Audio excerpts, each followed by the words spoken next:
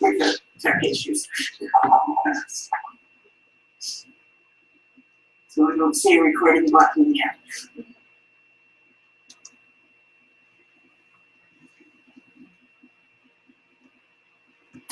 We're now recording. Welcome everyone to the second meeting to create a catalytic thinking and action storytelling communication platform blog. We're not sure yet what it's going to be called, just that it's going to be amazing. And hopes there are people watching live that aren't on screen, and if so, please tweet in to #CTFuture. Let us know you're there and comment on the meeting. We'll be reading your tweets during the meeting, so you'll be part of it. And I'm going to start as we always do, because it's creating the future, with asking everybody what's awesome in your life since we last met. And start by saying who you are, where you are. Oh, something awesome. Rebecca, are you going to tell us who you are, Jane. Tell us who you are. I'm Jane Garson in Toronto on one of our colder spring days. And I am awesome new person helping me in the garden, so I'm ever so much more relaxed about all the garden work we need to do. If I go across my screen, Deborah, here at the top left. I'm in Wyoming, and we can't see our gardens because there's several inches of snow. So that's life in the mountains. Something awesome. I am exploring new platforms for creating some micro opportunities for other bird shares. So that's kind of exciting. Who else has something awesome? And welcome, Loretta. I'm Deborah Spector, and I am in Atlanta, and we finally have a spring day. We've had extremely strange weather where it would be close to 30 degrees in the morning and then heat up to 70 degrees in the afternoon. But now it's pretty and everything is in bloom. Something awesome happened recently. I was in a meeting. I'm part of an organization, and we provide grants to nonprofits that empower women and girls. And we had invited people to do presentations. And one of the presenters looked at me and said, "Oh wow, you were an advisor to a girls group that I was part of in high school. And not only were you nice, but you inspired and challenged us to do our best. And look where I am." And I was absolutely speechless. So it felt really good. Wow. Never know who will touch and how. That's right. Welcome, Maria. Thank you for joining us. And I haven't forgotten you need to leave early. Give us a 5-minute warning when that happens, so we make sure we capture your last thoughts. Who else has something awesome?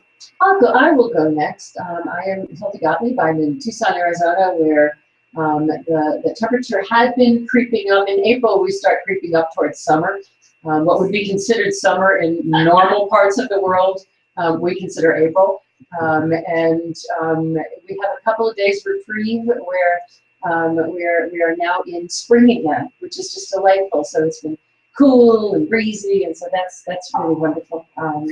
And my awesome is that after several months of total insanity, where the travel and the work and the just go means that there's things that fall behind, and it's been about 3 weeks that I'm home and have another couple of weeks before I'm out again. And as of, I'm going to say tomorrow, I may actually be caught up and able to work on stuff that's not 2 months late. So that feels so tremendous. I can't even start to say. It's just like this burden. And probably the most awesomest of that is that I get to once again begin my mornings where I love to, which is walking at 6 a.m. to a local cafe where I can read and write and think, and I haven't had the space to do that at all. So it's just been pretty marvelous. Thank you, Hilda. We'll expect even more amazing things from you. Thanks a lot. Oh, good. No pressure. No pressure. Hello, I'm Rebecca, and I'm beaming in from Idaho, and we have now commenced our waves of wildflowers that go across our fields, and it's pretty amazing within the span of 2 weeks. Many, many feet of snow that we've joyfully been under for 6 months is gone, and now the waves of wildflowers have started. So I get little pops of surprises every time I'm out there wandering. And another awesome is at Creating the Future. We have been in development and launched our second piece of the online curriculum, Catalytic Listening. And we have 2 wonderful cohorts, and I'm delighted that Joyce is in the second cohort, and that class starts next week. So it's been really wonderful to have a growing faculty team co-creating the curriculum, and now 2 cohorts in our beta, because it's all part of our living lab, testing out Catalytic Listening 102.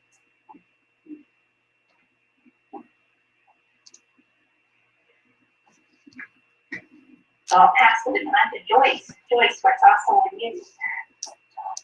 Let's see here. My awesome for this week is, so yesterday my husband happened to finish work a little bit early, and he and I and our 2 kids got to go play 9 holes of golf, which was kind of fun to do on a weekday, and we're all in the process of learning how to golf together. All of us are, ranging from terrible, which is me, to moderately good, which is my kids.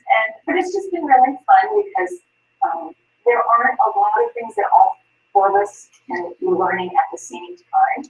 And this is one of those rare things that we've stumbled upon that all of us are having fun doing. So that was my awesome for this week. And for anyone who doesn't know, you're beaming in from. Oh yes, I forgot to say I'm Joyce Lee Barr, and I'm beaming in from Honolulu, Hawaii.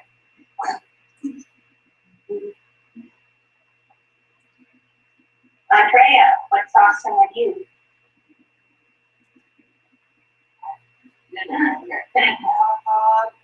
Let's see. I just got back from Montreal, Canada, where everyone speaks French, and they're just lovely people, and it's a beautiful city. And I spent a whole week with no one but my husband, and a beautiful city. So we just walked like 20,000 steps because nowadays how many steps. It's like, you're 5,000 short of your, anyway, so I do a lot of walking, and then every transit station, which of course there's a million stations, where I ran into a little station, so you can on a bike somewhere, you just hop on a bike on stage, a bike, Canadian. So anyway, it was fantastic, and I just loved it. I just history every morning, and yeah, and we went to Shantou on Market and bought stuff and made food. Anyway, it's fantastic. I miss my dog, but it was good. Welcome home, and let everyone know where you're beaming in from today. Thank you. Andrea John Smith beaming into from Seattle, Washington, which is sunny and 55 today. Thank you. Loretta, what's awesome with you, and where are you beaming in from today? Well, I think you're on mute. We cannot, you're not on mute, oops. You're not on mute, but we can't hear you.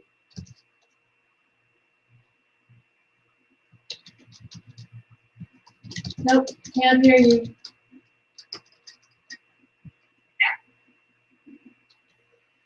If you will type your cell phone into the chat box, Dimitri will try and make magic. Well, we're working on hearing Maria, where are you today, and what's your awesome? I'm Maria Turnbull. I'm beaming in also from the West Coast, but up into Vancouver, British Columbia. So much like Andrea, it's sunny, I don't know, 15 degrees Celsius. And my awesome, I think for the last, I've had a interesting couple of weeks at work, and feels like it's been a tough spell, but it's coming out with the awesome in terms of learning from tension and challenges in teams, which I think are just a natural state of being. And what I found really awesome is just when you start to come out of it the other side, but also awesome opportunities to think really intentionally about bringing catalytic thinking into the challenges and the moments of kind of feel like moments, and yet asking about what will things make possible. Really being mindful this past week where values come into things, and where we notice and where I've been really curious about individual team members' personal values showing up really productively, I think, for the team, and bringing some diversity to our decision making. And so yeah, I'm still kind of in the thick of it, and it's feeling really great. It's really awesome. On the personal side, I had some really great times with my kids last week. We hit Science World here in Vancouver, and just seeing their imaginations come to life. They could sit at those water tables for hours, and I felt kind of like a bystander. I put my phone away and I just watched them, and was really appreciative of who they are as little beings in this world. Sounds like a wonderful, meaningful, and full week for you. Yeah. How old are they now, Maria? They have, in February, they turned 4 and 6. Yeah, my little men.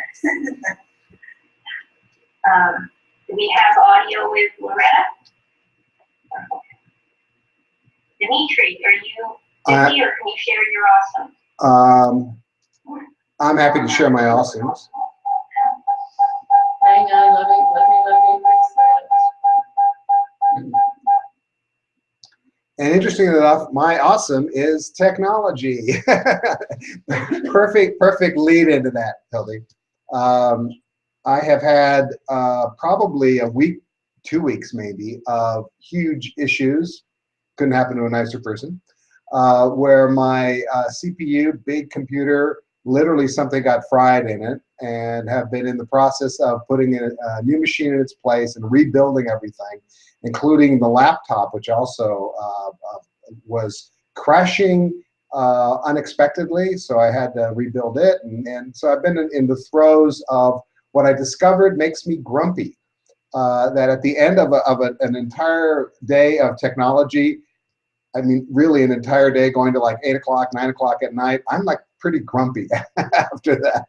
Even though everything seems to be working, it's still not fun. So that is my kind of personal awesome. My Create the Future awesome was actually yesterday watching, we ended up being at the post office, Hildy and I were at the same time, and I watched her take a postal clerk at 4:30 in the afternoon and put the hugest smile on her face, but just asking her about her day and what was awesome about her day. And it was just fascinating to watch because, speaking of grumpy, postal clerks very frequently are grumpy just because of what life pitches them. And to have someone really honestly ask that question and sincerely want to know was just awesome to watch. So that was kind of my Creating the Future awesome. Loretta, if you can send me your phone number in the chat box, and then I will call you, and then we'll look at getting you online. Andrea, I'm jealous for Montreal, because when we were in Montreal, those bikes just kept calling to me to ride those bikes, and they were absolutely awesome. So I just wanted to tell you that I thought about you all last week when you were in Montreal and thinking, oh God, she's having a wonderful time. It is a beautiful place and wonderful. And I'm also finding awesome that I get to see Deborah on the screen, and Maria, Joyce, Deborah, Jane, and Hildy. So Loretta, if you will give me your phone number, do you know how to do that? Okay, so if you will put that in the chat box. I'm looking in the chat box, I don't see it. You need to hit enter after you put it in the, after you enter it in the chat box.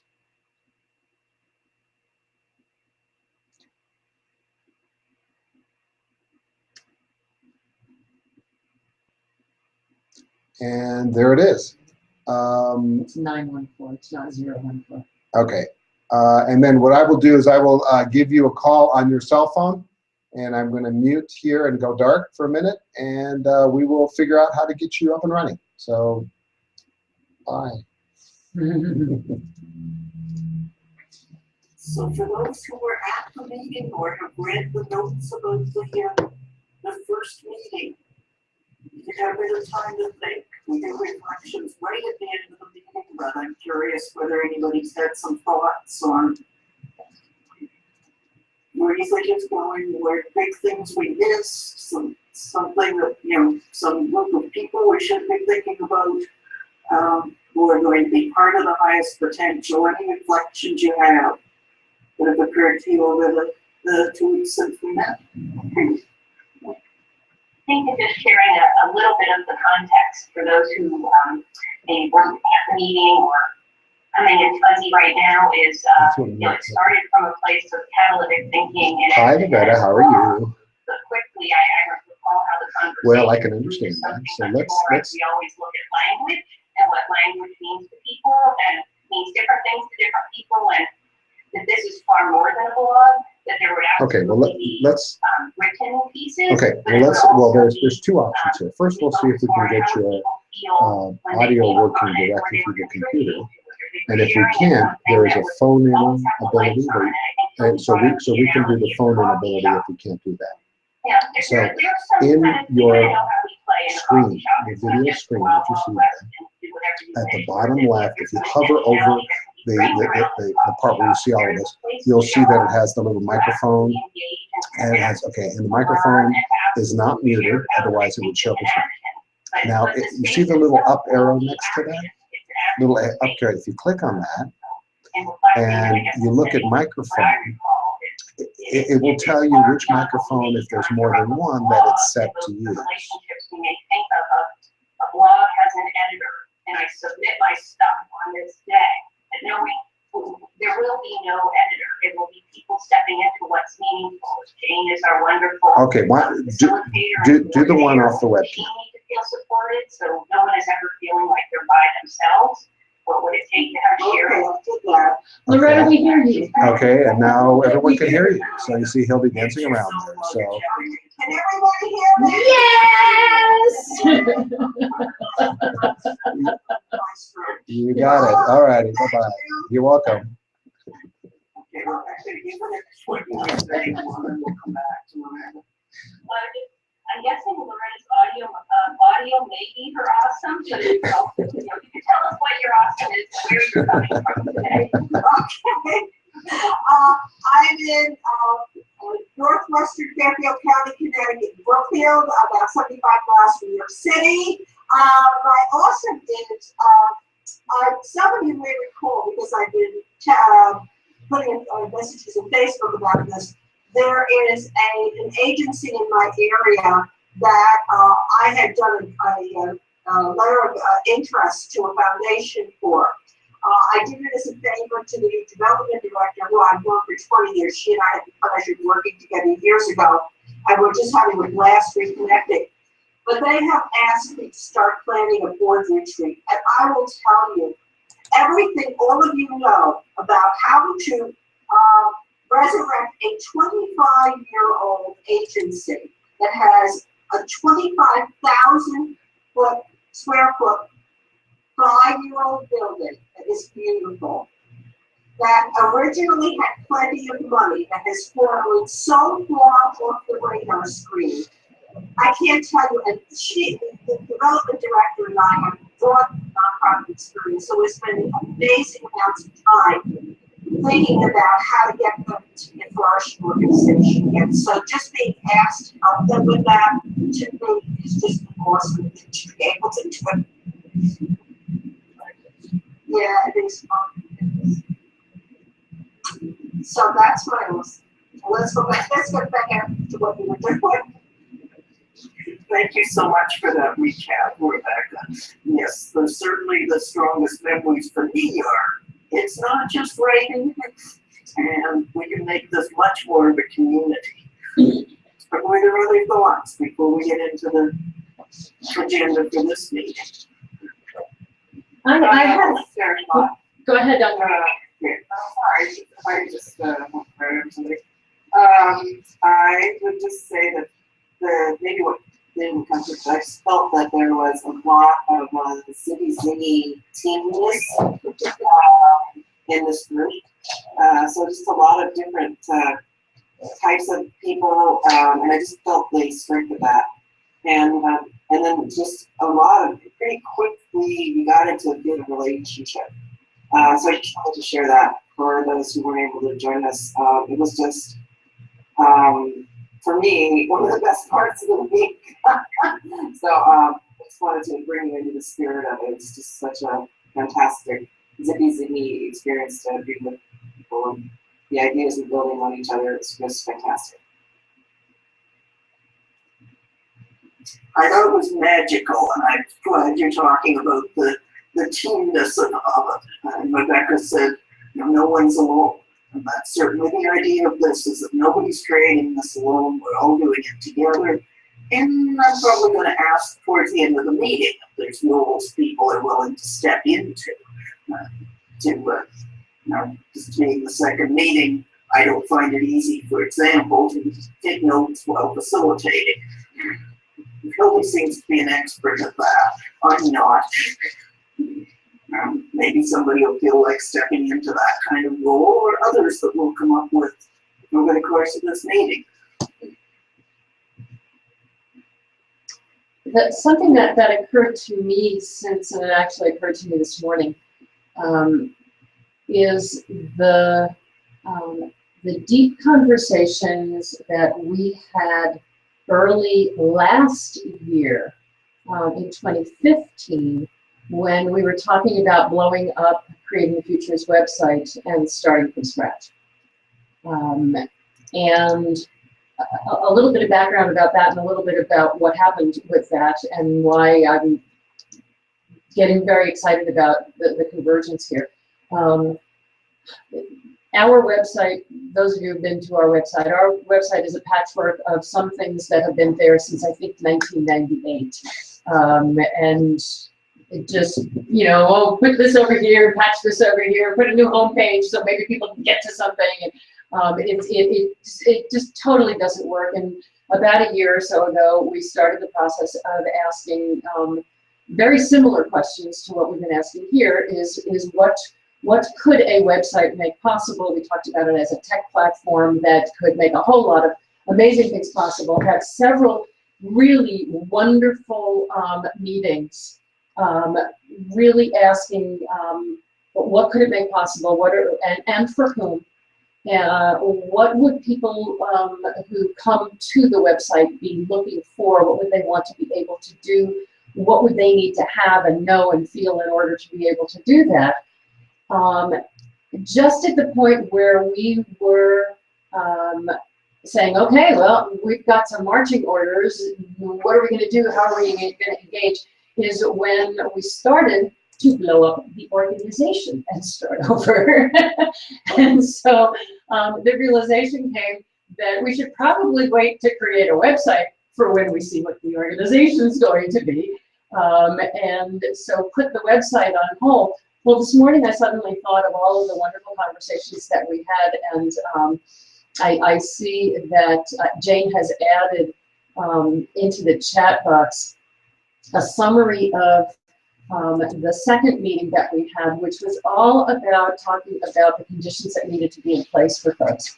And I'm not in any way suggesting that you guys like take the time to read this now and memorize it and add it into our conversation right now. But it was really wonderful to look at this and say, hey, we have done a lot of work already to begin to ask these questions. Things like, what would it take for people to be able to accomplish what they would want out of the site, and what would they want? So similar to what we're talking about. People will want to learn. Some people will want to teach. Some people will want a place where they can practice catalytic thinking in action. That might be this team. So it's not just what do readers want, but what do people want who are interacting with this blog or tech platform. So learning, teaching, practicing, a place where people can connect, a place where people can explore, to see what's going on, to see what others have had success with, a place where they can share what they're learning, a place to visualize what's possible, a place to contribute both what they have and who they are, and a place to track our own progress towards accomplishing our mission. And I read that list and I went, oh, this is like a lot of what this very, very platform that we started to explore last time can do. A place that can meet so many different needs. And so I was just really excited that we had done such good thinking already, and that it was a good place for jumping off. So that was a big part of my reflection. Kelly, I want to piggyback on that for a second, because I consider so many things that happen to be ironic. And the last day, I have read something that was from an IT site that talked about people presenting at conferences about user experience. Unfortunately, user experience was generally an IT person trying to make something work more efficiently in their mind, and they said you need to put a C before it. Customer user experience, which is just perfectly what you're saying. Because, and there are many customers, and they will come to us in different ways. And so we must honor that and be excited about it and help it. Yeah, and I love the beauty of seeing ourselves. I don't know, customer is one way of looking at it. It's got baggage with the word, but people, people, period, who wind up at this tech platform. What do they want? And I love the thought that we're among them. That what do we all want, and what can this make possible for us? However big the us is, and whoever the us winds up being, but the people who are creating stuff, and so frequently it's going to be both. That I'm going to be reading, I'm going to be exploring, I'm going to be learning, I'm going to be writing, I'm going to be teaching, and if we see ourselves as them and them as us, then there is no them and there is no us. And I'll stop talking now.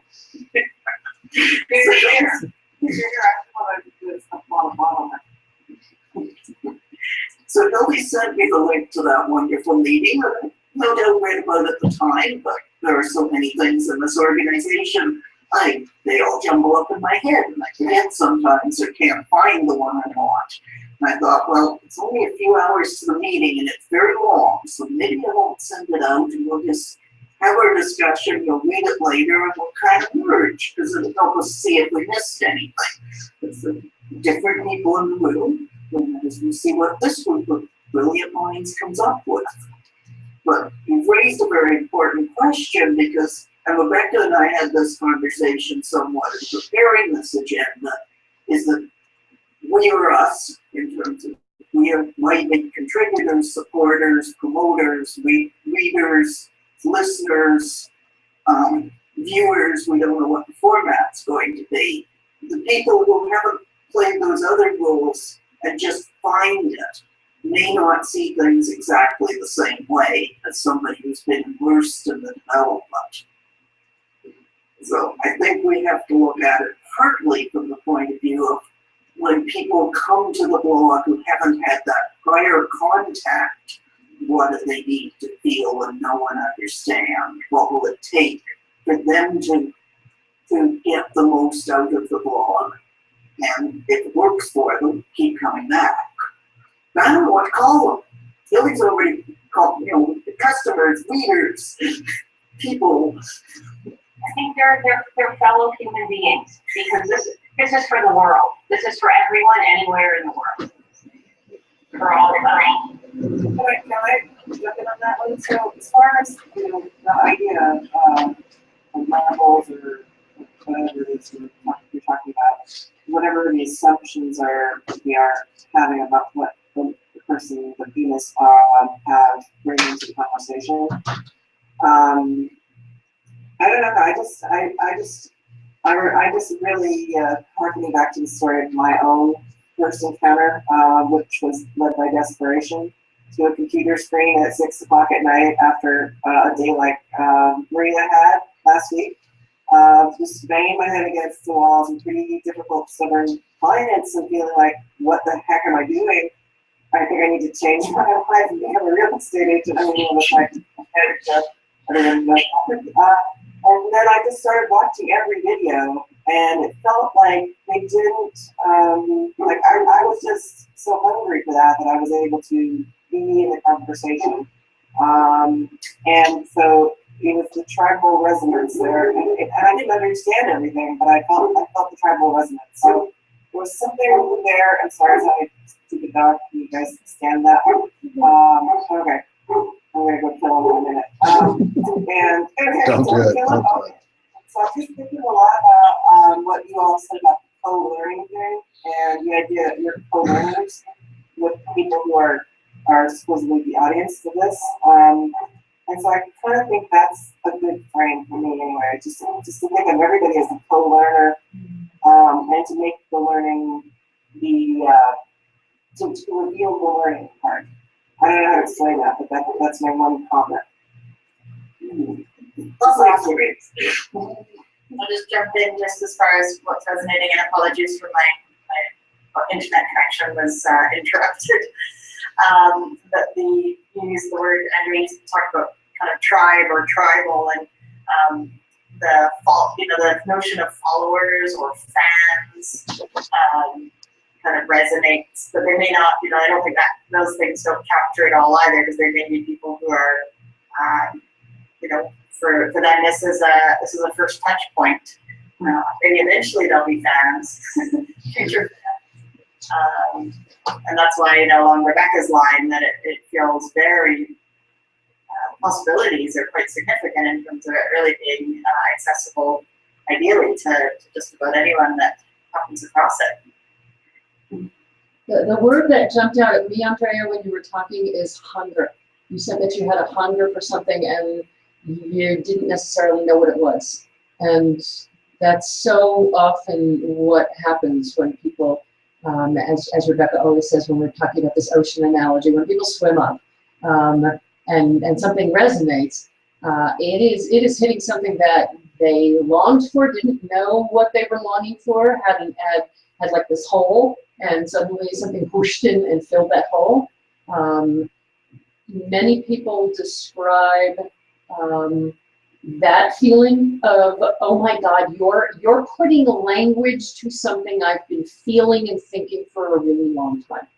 So there's that. Our ability at this platform, whatever it is, to put language and or imagery and or whatever it is that we're putting to it, whatever medium we're using,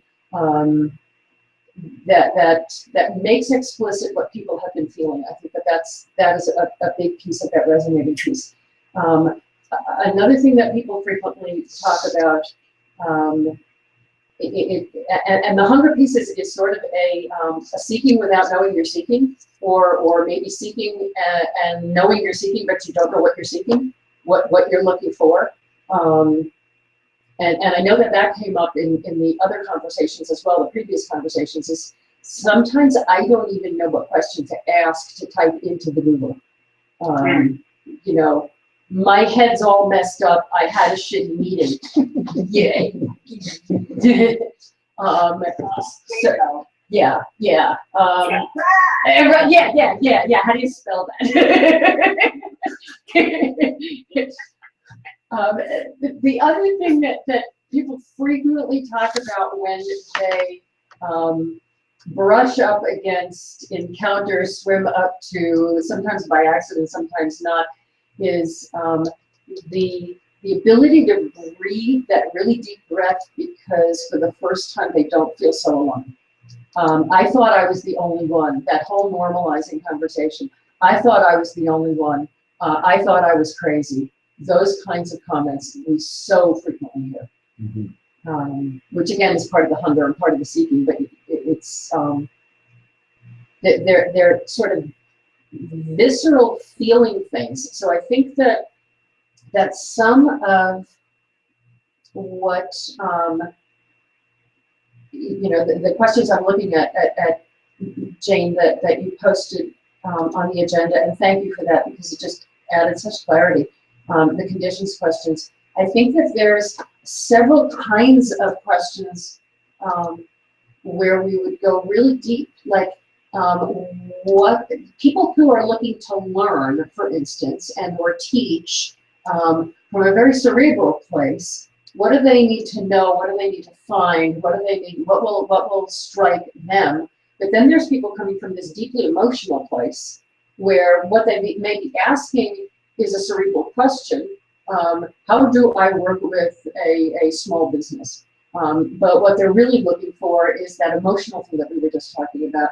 And so I think that there's like some real deep conditions questions on both the intellectual side, the mind side, and the sort of spiritual emotional side as well. Yeah, I don't think they come initially expecting the emotional. They come for an answer to something prosaic in comparison. And what we want is the emotional. I'm not sure that's true. I know that sometimes the example that Andrea gave is deeply emotionally motivated. I feel like shit and I'm online looking for the thing that's going to stop the hurt. Shall we move to the what will it take stuff and work through it? Using the catalytic strategy. If we could just go on and on this now, but the old 16 pages of notes saying, okay. So I think we're talking about what we want, what people need to feel in order to get the highest potential. Does that resonate for people as where we're at the moment in the conversation? What do people need to feel? Some people need to feel hunger. Some people need to feel relief. Some just need to feel that finally somebody else understood the question. I think people feel that it's not us and them splitting up, but it's one them. If they're coming into something that's a community, it is, when you think of the language that would be used, is all that we're here side by side in the same world trying to figure stuff out. Wonderful. What else? Something that is jumping to mind is the idea of being a traveler, and all of us sort of navigating this journey. Some of us are traveling, maybe just want to sort of get little nibbles of the culture that we're visiting. Some of us want to dive in more deeply and submerge ourselves and really become one with that culture. And so something about that term to me feels like it's inclusive in the sense of moving along the journey, and it's also inclusive in the sense that it allows people to decide for themselves how deeply they want to become immersed. The image that came to mind, Joyce, was that there are some people who are on a 5-day tour where they're going to see 7 countries in 5 days. And there's some who are out there for 3 months in one city. Yeah. Exactly. Yeah. It's almost like, if you look at a photo's guide, right? And they say, okay, you're visiting the city. Okay, here's the 3-day agenda. Here's the 10-day agenda. It's almost like something like that, where you realize that there are these layers depending on what you are choosing for yourself in terms of how deeply you want to be exploring. Then are options for you to choose. I think that's a wonderful analogy. Thank you guys for coming up with that. Because often people taking that, 7 cities in 6 days thing, that's crazy. They figure out, here's the one where I feel at home. Here's the one where I want to go back and spend that 3 months. Here's the place. And some people are browsing the web. I've got a question. I found 10 different links on Google that sound promising. Let's check them out. Yeah, and which is the one I want to come back to. So I've seen the 7 countries in 5 days. Which is the one that if I were on a deep dive in, which is the one I'd want to come back to? You're a travel analogy there because, I mean, if you want to talk travel analogies, and I know analogies, unfortunately for you all. So there's the analogy of having the language discussion group, So I've been wondering about that, how you can kind of trade, I speak English for an hour and want to learn English and then you speak Spanish to me for a while. To mix my analogies, different people are going to be at different levels along the journey. So you might know more about Madrid than me, and I'm going to want to talk to you about Madrid. And so finding ways to use this as a way to connect people that are at different places in the journey. So even though we're all side by side, I definitely am getting a lot of talking to people who have immersed themselves deeply in something I haven't. And really the fact that they've got some kind of groundedness in the language where I might be kind of amorphous to that. They're at a place where there's more neocortex happening, and I want the neocortex, because it really helps to balance out the lizard brain part.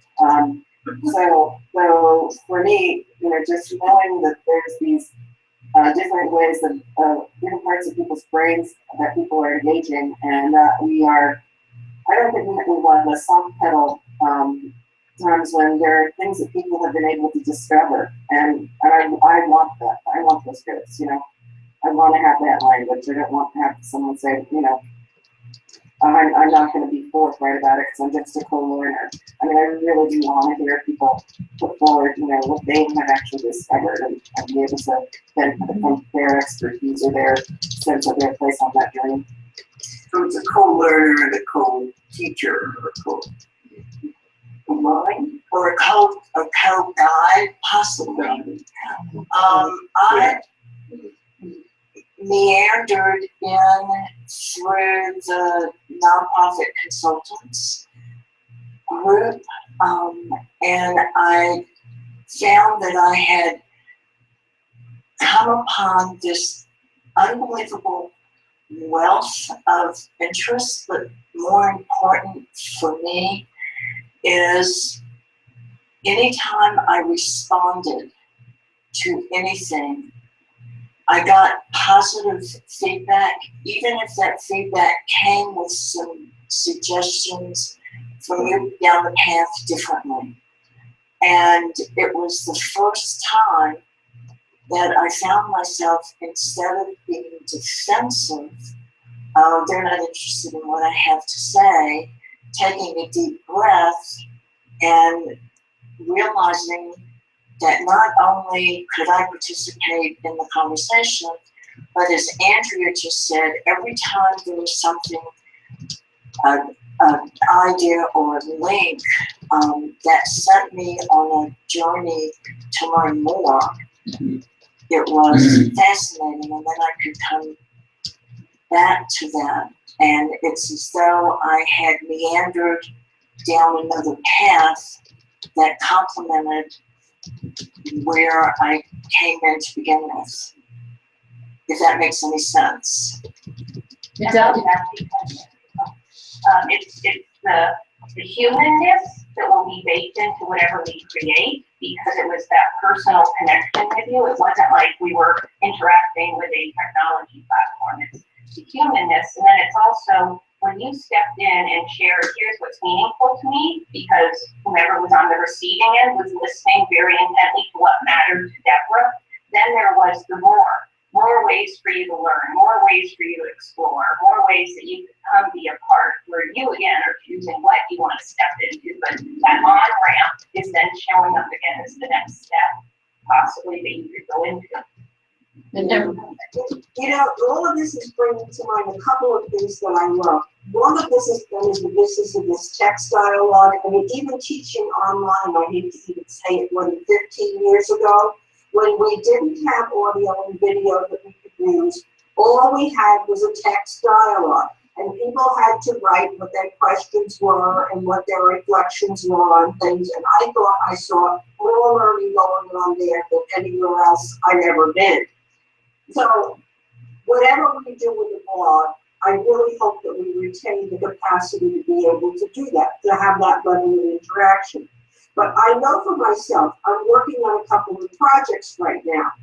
And so I'll Google something, or I'll go into I have Evernote, I have a Google Drive, and just to collect all this stuff. And I love when I can make a copy of something and put it in the folder and say, I can't read this all right now, but it seems like it's related to what I'm interested in. So let me bookmark it somehow, or duplicate and put it over here in this place, in this bundle called X. Because that's how people actually do learn. Even the recognition, there was a title of an article or a blog, or a picture, a model of something. They go, oh yeah, that looks like that may have some connection to what I've got in my head. That it goes over here. And then when they start to have to go through the process of creating a solution or consulting to somebody or having a conversation where they want to be able to ask intelligent questions, they go, you know what, I want to look at that stuff again. And then I can go back and I can have that chat with those people. So I want both. I'm always going to want both. yeah. If I can, I was just going to add something to say in relation to Deborah's comments, because I too, as we were talking, Deborah, I wrote down for myself, what's behind my choosing to kind of linger and to follow and participate within these types of discussions and stay connected in the ways that I have with Creating the Future. And to answer the question, what will contributors, the audience, all of that need to know, believe, and understand? And very similar to Deborah, the frame that I put on it in my head was a very simple matrix that I often pull out that speaks to how trust is established. And I feel like I've shared this, Hildy and Rebecca, maybe with where the two dimensions that the matrix kind of outlines are the degree to which I feel you are competent. And that speaks to, Deborah, you say you show up and people have this knowledge, that you have, you believe in the people around you, all the people that I see on the screen. I believe in your brilliance and your ingenuity and your contributions. And then the other dimension of this trust matrix being the extent to which I believe you care about me.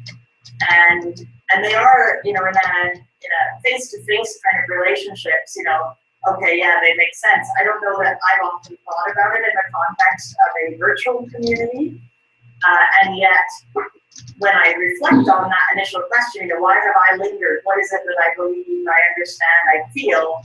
I truly feel that according to this trust matrix that I'm talking about, that both of those elements are very high. I both believe in the competence of Creating the Future and all the people connected with it, and I believe that the fellows, the leaders, the board members, that they genuinely care about me as an individual.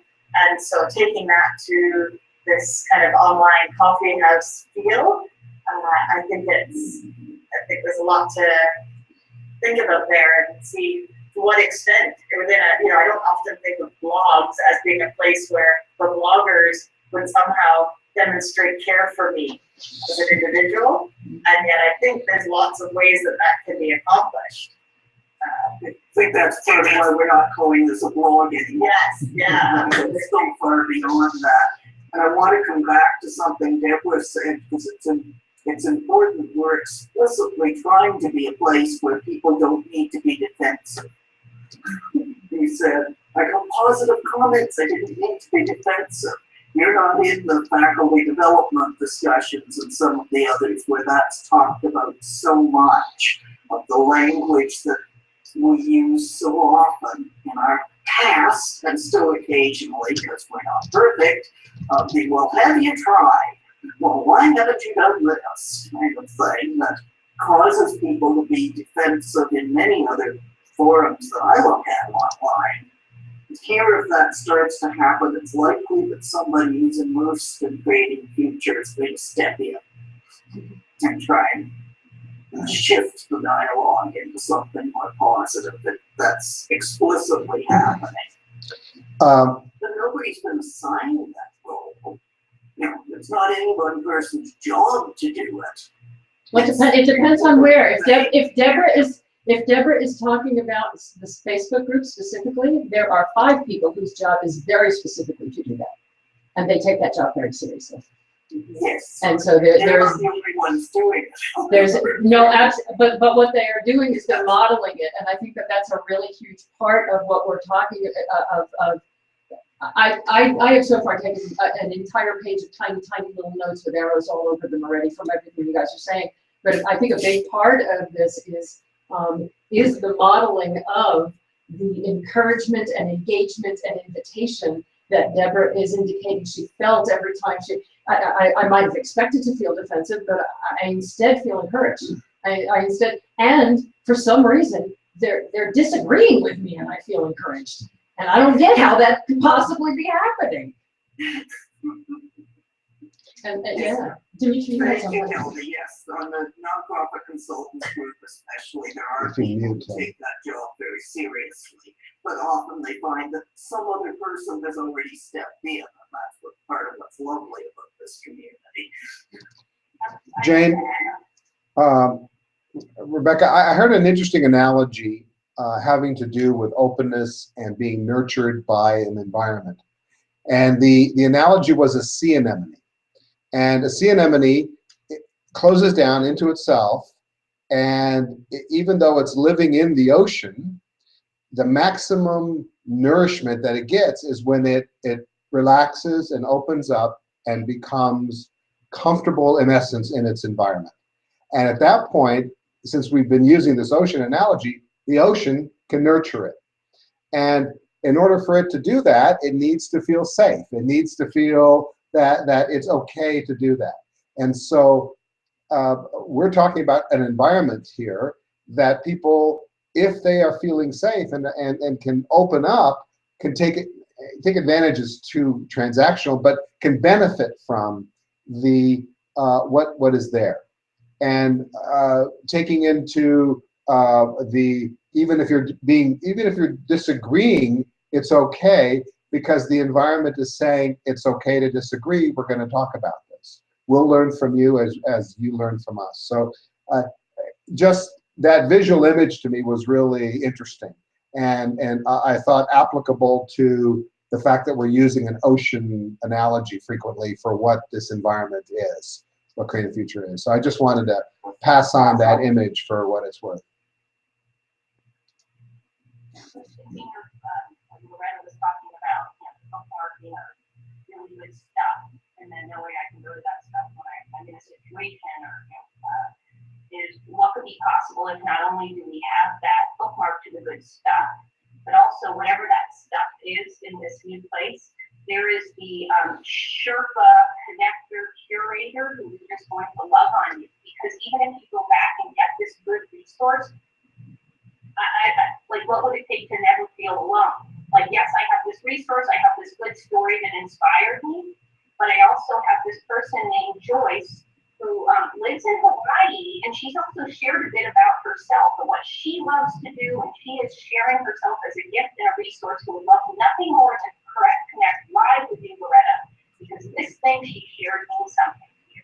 So then you'll have that relationship start to blossom out as the Sherpa loving on you, connecting you, curator of all things awesome.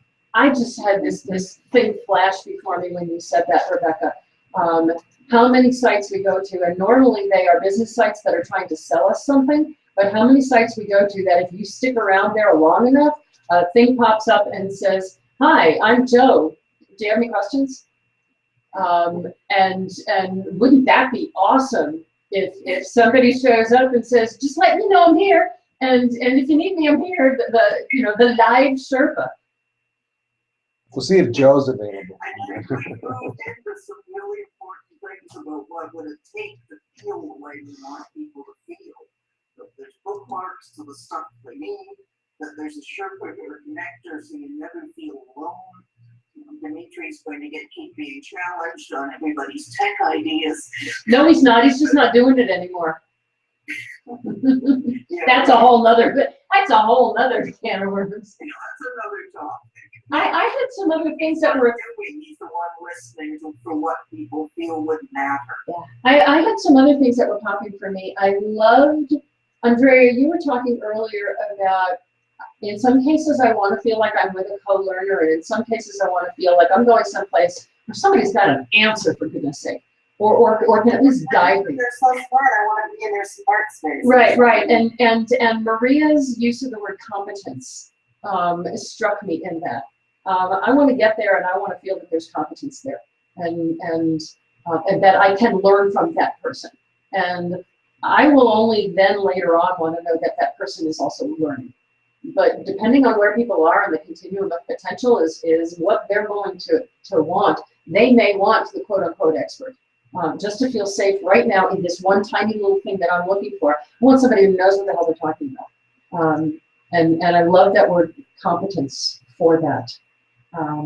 The need also then to feel safe and nurtured. And then I found myself scribbling, and I have no idea. I have no idea where it fits, but the words just sort of came out of me is hope when I'm feeling hopeless, and inspiration and huge gulps of good stuff. And so it sort of felt like a spectrum for me. Sometimes I'm feeling like crap and I want to go someplace, and sometimes I'm feeling energized, and I want to know that that's a place for that. A couple thoughts I had. One is that it's not just the content, but it's the energy of the person. So the format isn't just words. But like when Loretta started talking today, I just was attracted, to her vibe. Like just instantly, I just want to fly to Connecticut right now and hang out with her and sit across the table, my coffee, whatever it is. Just I come to Seattle all the time. Lovely. Thanks, Joyce, for hanging out. So there's something about the energetic connection that happens where, for whatever reason, it's like, ooh, I'm feeling that person's strength, and that strength is connected with something that I want to feel stronger in. Maybe it's mouthiness, whatever it is. Maybe it's, who knows, for the day. But at the end of the day, there's this energetic thing that I think is really great. People get like a hit off of that, and it moves them. And so there's the stuff, and then there's the who knows what's being transmitted, other things. Well, this is other Deborah, and I would encourage us also to remember that some of us are introverts, and some of us like a little bit different entry point and a different way of getting involved, and it fits our natural kind of mode of interacting too. So I think there's a fine line between being. I just want us to be respectful of. We've got different kinds of needs and ways to interact without feeling welcome but not overwhelmed.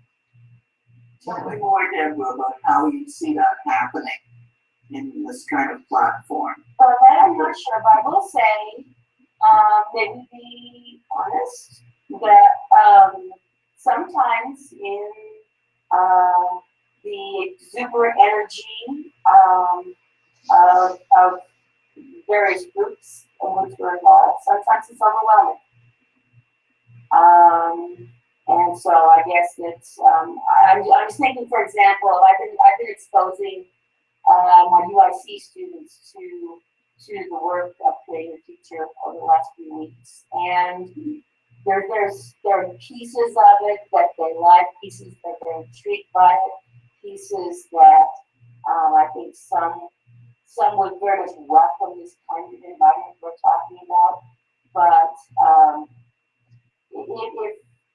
if the entry point is not welcoming of someone who is new and who is just kind of tippy-toeing around, kind of getting acquainted, and maybe have a quieter kind of approach to life.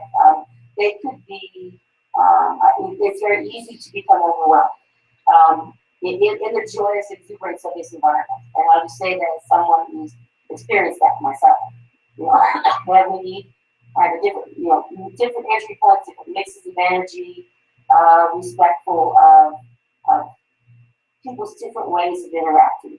And Lorraine, I think you already mentioned the, you know, the online, the written kind of communication.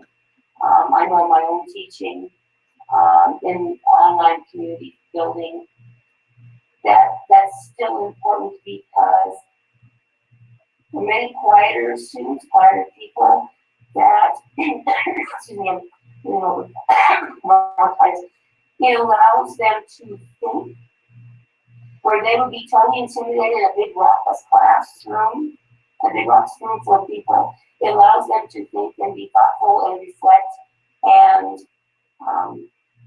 contribute their very best, because they aren't in there mixing it up live in real time, but they're having a chance to think and reflect and respond in a way that's comfortable and meaningful to them. Deborah, one of the things, and I so appreciate what you're saying, one of the things that brings to mind is, and I can't, I'll have to think it through, but the word slow kept coming to mind as you were talking. Slow, thoughtful processing.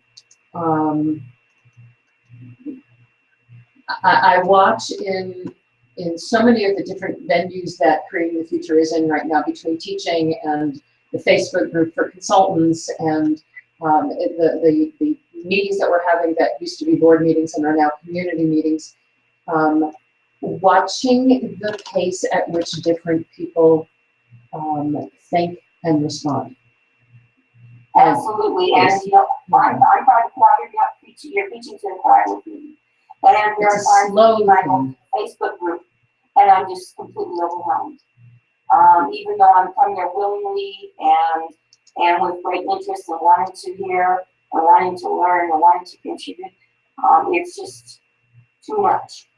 And I think that we need to be careful as we're creating this new environment, that we're not replicating the same thing, and that will not risk keeping people out who are interested but don't feel like they're part of the inside group. Okay, so if that is what we don't want, what do we do want? What does good look like?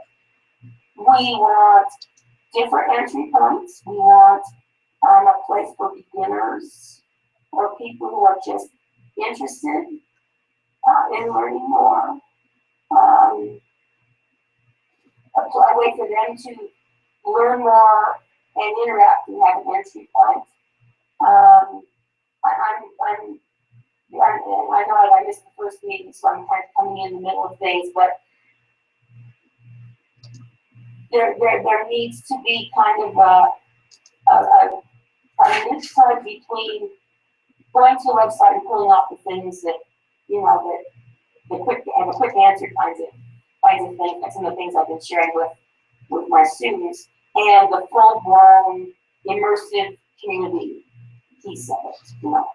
And just thinking about language, there are people, I'm thinking about some of my students. I have 21 phenomenal students who are all professionals in the field, and being aware of,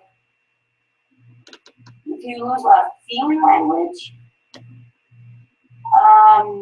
if you overdo that, you will lose some of them who would be really marvelous members of the community. If you are speaking in a language that is only resonates with a specific part of the interest group. And there are some people who are just brilliant and who have phenomenal experiences to share and would be great resources and who would learn from you. But we need to be, part of our being inclusive of our language is being aware that not everyone thinks in terms of feeling language and wanting to be totally immersed like we do. You know, and there's a phenomenon called legitimate peripheral participation. Say that again? Legitimate peripheral participation, which is the way you become an insider and the way you become a member of a community of practice, that's my mode of thinking when it comes to this is community of practice. And it's a process that's, you know, that you work into, and where you learn, you find your little place, your starting point, where you find different ways to increase your participation in ways that are meaningful to me and to the group, and to where you find that fit, or where that fit may be. Yeah. What I'm reflecting on is people being able to bite off what feels comfortable and feeling encouraged that whatever they bite off is awesome, and that's what we want them to bite off. And so much of this has to do with the continuum of potential of what somebody is ready to bite off over here versus what they're ready to bite off over here are such completely different things. And how open are we to, and there's no right or wrong answer to this, but how open are we to people who want to continue to wade and maybe swim a lap or two on the more shallow end of the pool versus those of us who are doing marathon laps in the deep end? Well, and one of the things that I will share that is, you know, I was so smiling, Deborah, at your awesome, Deborah Spector, at your awesome today, that after all of these years, somebody you didn't even know existed on the planet was moved by who you are and what you did. And I can't begin to tell you how many people I meet at conferences that I've never heard of who say, your article, book, blah, blah, blah, changed my life. And we don't know who they are. And that's awesome. And that's their way of engaging, because our mission is not that everybody connect to creating the future. Our mission is that things change out in the world. And you know, we talked a long time ago, I think I shared this at the graduate session this past June, that in my mind, we'll know we accomplished the mission when people we have never heard of and never do hear of have awesome conversations and are bringing out the best in other people we've never heard of and don't know and never will have. And so I'm really sensing that piece, that people need to be able to feel that they can engage in the way that makes sense for them. And in some cases, that's going to be engaging with their hearts and their minds and never with their communication with us. We are never going to know. And that doesn't mean that they're not deeply engaged. And they could go off and do amazing work because of what they're absorbing just by being present. And we see that actually in the Facebook group all the time. There's lots of people in the consultants Facebook group who are yickety-yakketing and they're all there all the time. And then there's people who every once in a while will send me a private note who I check back in the group to see, are they really a member? Because I've never heard of them and they've never posted anything, and that's awesome. My reflection on what you've been saying, Edward, in particular, apart from what Building's already highlighted, is that we're not trying to recreate the Facebook groups. This needs to be different. We need it. It's all one big community to some of us, but to others, they're going to choose parts of it. We have probably more Facebook groups than most of you realize. I know I'm active in about 4 of them. We don't need this to be just like that, where people post a quick question and get some quick answers. This is intended to be a little more thoughtful and thought-provoking. The initial contributor or team of contributors or co-contributors or whatever who put up whatever it is we're going to call it on this communication platform. It's such fun facilitating this. Are going to have put some thought into it.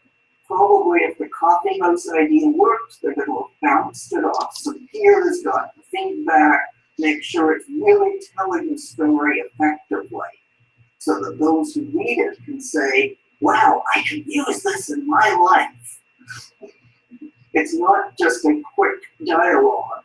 And I'm hoping that maybe we can talk about how that would mean that people read, view, listen thoughtfully, respond thoughtfully, in a way that's often happens in the Facebook group, but it's inconsistent. Well, this is, and I've blogged about this before. I'm not saying a forum is the ideal format, but this really reminds me of the Fountain Pen Network, for people who are in love with fountain pens. And what is provided there is, and I'll pull up the URL now. I'm not saying that specific format, but the spirit of, you go there and you want to chat about, your first timer, so you go to the first stop, forum for just kind of general questions. You want advice about what to get, or, what problem you're having with a long safari. You can go there. There are places where people just chat about whatever. And I think that kind of an environment, again, not that a forum is necessarily the right environment, but the spirit of what's accomplished there. You can go there, you can dip your toes in a bunch of places, or you can go there and hang out in your favorite forum and be just as involved or not as possible. To me, that is a missing piece of the Creating the Future puzzle. There are great places to be totally immersed, but still aren't the first potential of what's possible in terms of people wanting to explore and have some kind of real-time interaction and question answering and community building. And so I may be totally off base from the original purpose of this group, but to me, that's a missing piece of it. It addresses both people who are just dipping their toes in and wanting to explore what's possible, maybe get some ideas for resources, as well as people who are just really just wanting to just dive in and take that deep dive. What's occurring to me is another conditions question, which we've talked a lot about what people need to feel. What do they need to know and what do they need to understand? In order for this to be a place that encourages integrating catalytic thinking gently into people's daily lives, which I'm reading off your notes, Jan, which I so appreciate. In order to encourage people to integrate catalytic thinking gently into their daily lives and not wait for some special moment, what do people need to know and understand? Because that's at the cognitive end, and we've talked a lot about the feeling, and what do they need to go, Andre? I'm sorry. Cognitive end, and it's a little bit on Deb's comment, and a little bit on what you said earlier about the blowing up of the website. And back to my story. The reason that I was doing what Deb was talking about the fountain pen, where I would just go to the Help for Nonprofits website, and I would download articles. I was a lurker for it felt like forever, because I just thought it was a great website. I was always on there. And then one day I came and it actually morphed into something, and I was like, what is this? And so I was a lurker. And as we become a more formal community, I would need to know how to just get stuff. Do you know what I mean? So to be honest with you, that has been one of the things that I felt sorry about, and I would love to see again, is if we blow up the website and reconstitute it, easy access. We talked about this in all the groups. Like, where's that thing? Where's that thing? We have all these resources, but I would love it to be easy indexable so that I could easily go, I don't even have to have a brain because the brain exists in the website. Yeah, I want that website to be my brain, So I have to recreate a subfolder structure so that I could know that it was all there. And then people can dabble like that. They can pick and choose things that they would like to try on, like hats and gloves. And then they can decide if they want to be a part of the community, which might happen later on realizing. Thank you to the librarian for speaking. Because that's absolutely important. If what they need to know, they need to know where to find the stuff that they are looking for. Thank you also to everybody that's putting notes into the chat boxes. Use it, I think, with the longest, Andrea, to help me with my notes, because that's just great. I get to save that chat and with people typing in things that for them are highlights or that phrases that might not have been heard fully. That's really helpful. I wonder if I can jump in here, Jane, because I will be checking out shortly. One of the things that, and again, I'm just in the space of reflecting on kind of what's going on for me. It's all about me in my head at the moment. So Deborah wrote, and I appreciated you putting it in kind of text, legitimate peripheral participation. And that really resonates with me because I still feel, I do feel like I acknowledge and I know that I'm kind of, when I think of, we use, I don't know if any of you have come across the pyramid of engagement. We turn that into concentric circles, and we use it a lot to talk about volunteer engagement, to talk about depth of commitment of board members. You know, it's got a whole ton of applications, and each of the layers of the concentric circle, the further out you are, you probably have more people out there, but they're not as active in your work, or, you know, they're just touching you. And as you get into the inner circles, you know, that inner circle, they really are spending a lot more of their time. Obviously, Hildy and Dimitri are in that inner circle. I know that I'm a bit closer in than the perhaps the outside circle of what they call followers. And I feel legitimate in that space. And as I mentioned, you know, in that I'm using it as a place to reflect for learning for this question, that some of the things that have legitimized that I feel just as valued at the level of engagement that I have in the work of creating a future, I'm given even actions, and to make it really explicit on behavior. I could come today, I always have work meetings that go right till noon and start right again at 1:30, and I need to be able to eat my lunch, and I will be here for as much of that 90-minute spell as I can. And James said, as much of you as, you know, if you can show up for 80 minutes, go up for 80 minutes.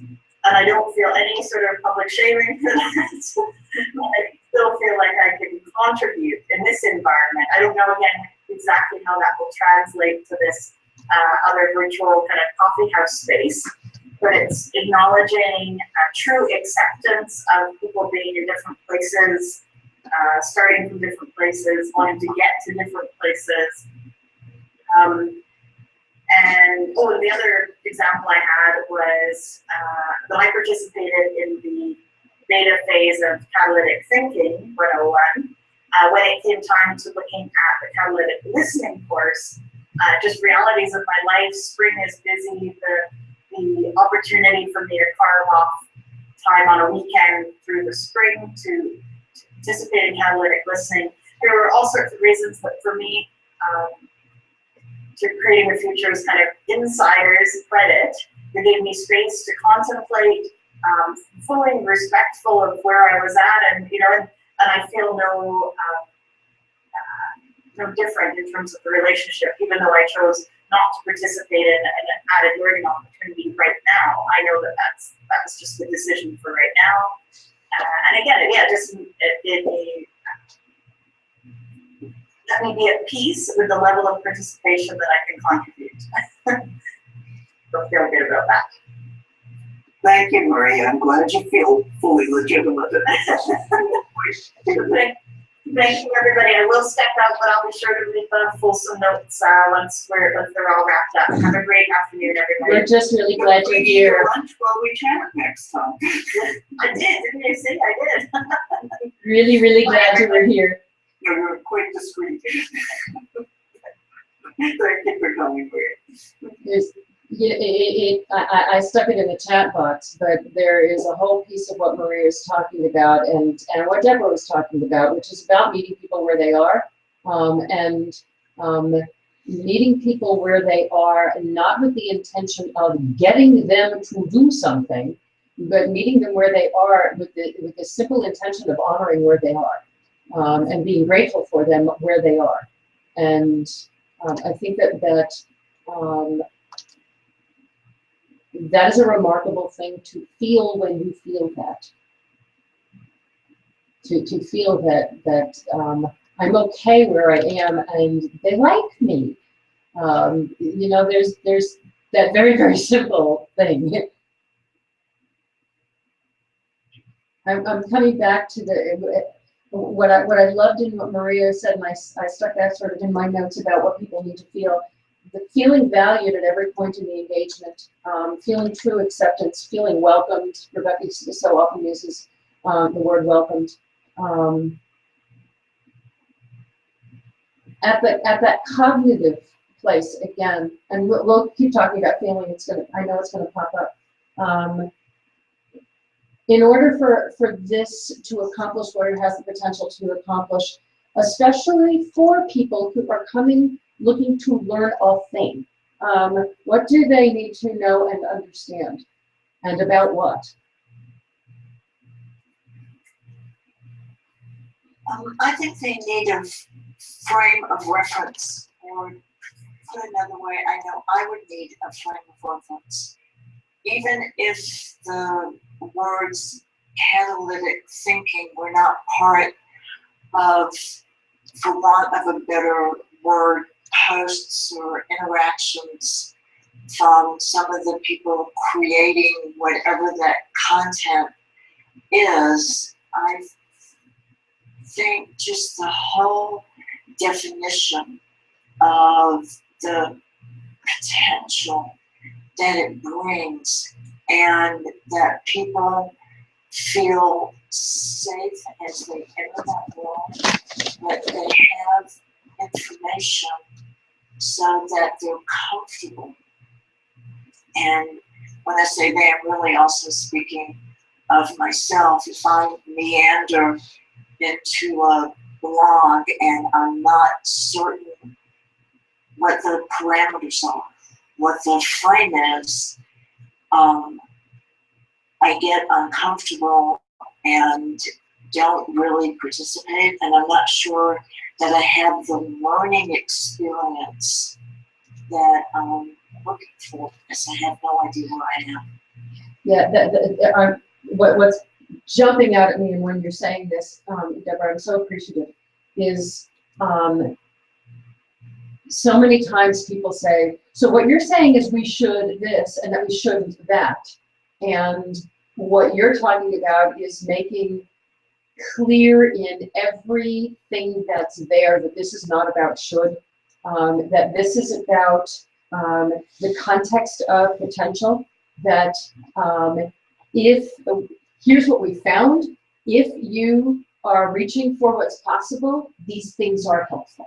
These things will lead towards that, and we have experience with that, but we're not claiming to be experts and telling you what you should do, and not calling this best practice, and not saying that this is the standard, and all of those language that are so you're not good enough, that sort of subtle, quiet understanding of what this is about, that this is about potential, and that it is also about, I don't know why the word options is coming for me, but that we have the option always of choosing the thing we've always done, and you know, in the Dr. Phil language, how's that working for you? And choosing something else, and here's what we found is something else. What have you found that's something else that can bring out, I love that framing, Deborah, of the context of potential. Thank you for that. I think of the framing, because however somebody swims up, they're forward in something, they're told, hey, go check this out. Someone may have told them something, this thing is all about X. And whatever they may have said. So wherever someone shows up, and like you were saying, Deborah, is to always, whatever single place you could possibly plug in, the context and welcoming is baked into whatever that is. It's a picture, it's a meeting that's going to happen, and yes, there'll be people in roles also doing some of that welcoming, but like if someone's getting a post, something written, what will always be explicit in there to people, because knowing it will go viral and have legs, what's part of the story we always want to include there, to orient, invite, and welcome. And one of the things that we're going to have to recognize is that people who are novices will want to swallow things whole. They will want a perfect solution because they don't have what you were talking about before is that contextual piece, that schema. I mean, if you took a look at how we layered over decades, not just years among all of us, but decades, a little bit of this and a little bit of that, the next connection, they haven't got it. And so we have got to have empathy, even as they don't want to know, because they don't know yet to ask. Is that one of a variety of things I could do under these circumstances? And so, again, the modeling, Hildy's so good at it, to be able to say, okay, now that you've chosen that, what questions are you asking? Are these some things you might want to wonder about? What else can we help them to do? Because they need that framework that become part of our DNA.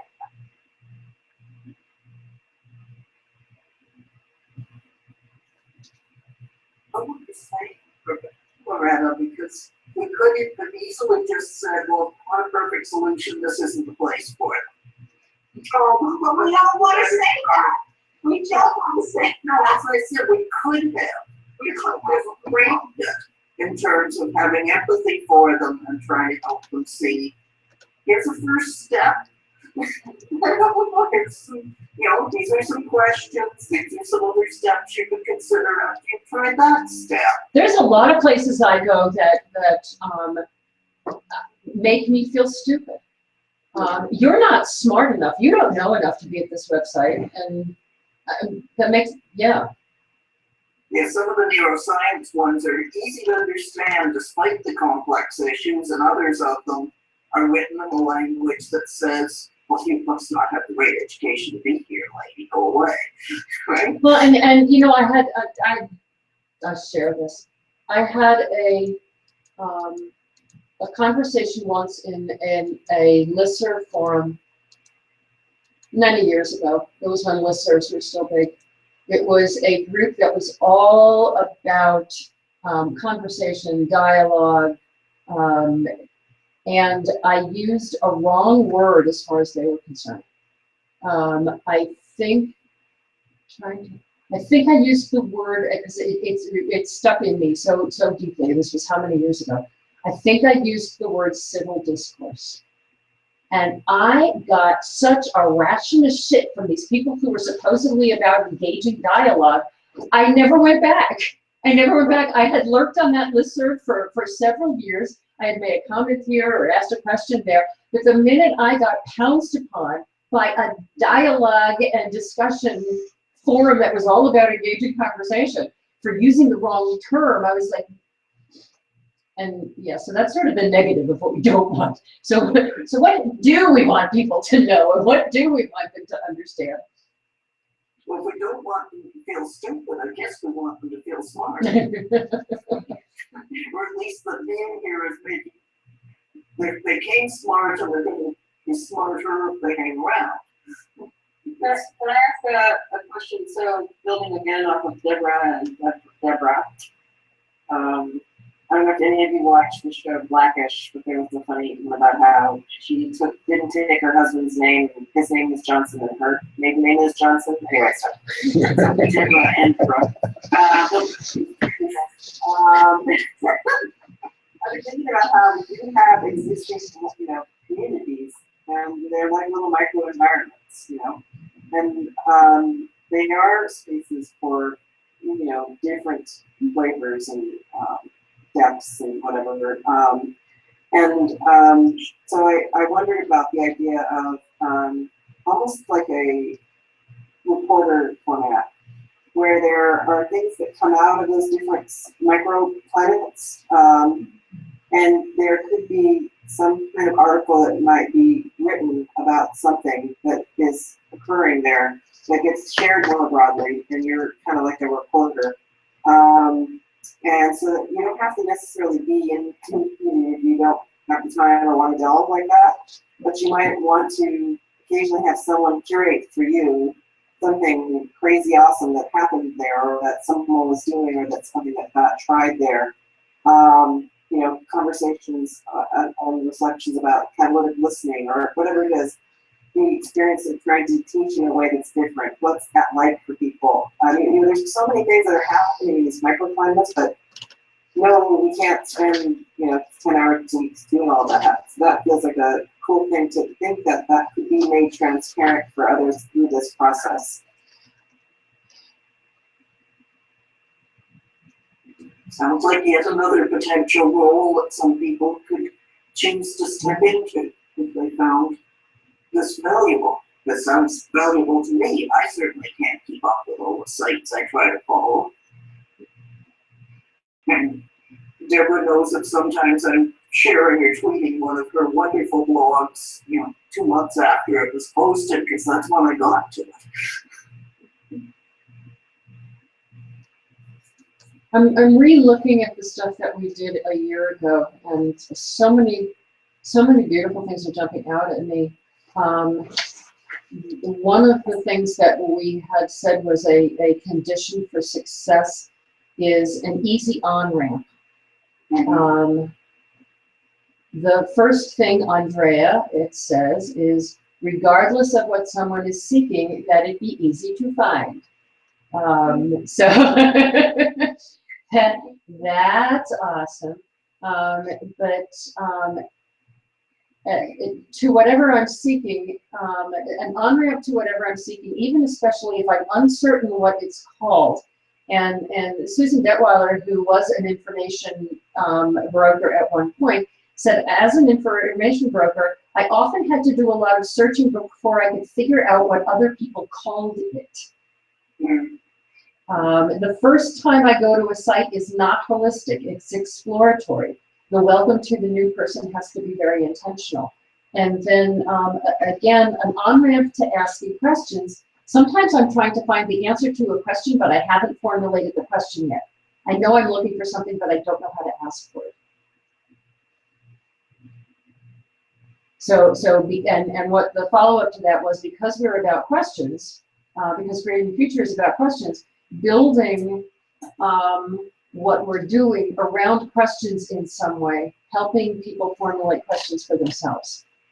So that thing that you're looking for that you don't know what it is, but it's making everybody, as Maria said, it was all human interaction this week. That was making her crazy. How does one type that into Google? People are making me nuts.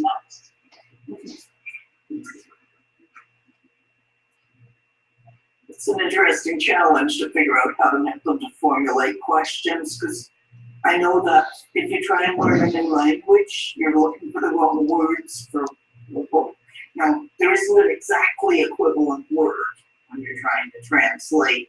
And I've seen that with people using different IT development programs.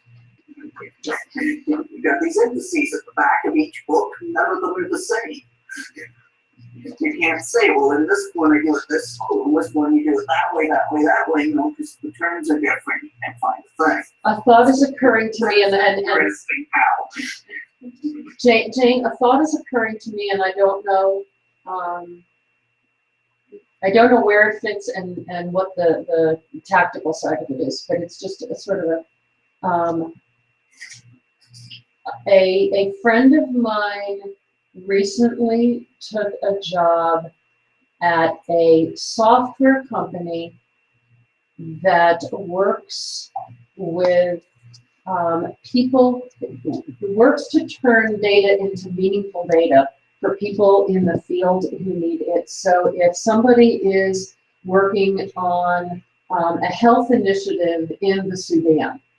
And they need the data to come back to them in a way that makes sense. You've got software people who speak software and speak engineering, and you've got people in the field who speak field, and Kate's job is to translate. And there's something there about the battlefish. There's something there about the universal translator. And I don't know what it is, but it's helping Every people software navigate that. company has people in that kind of a role. It's a very difficult role. Yeah, and so there's something there in maybe it's the Sherpa role, maybe it's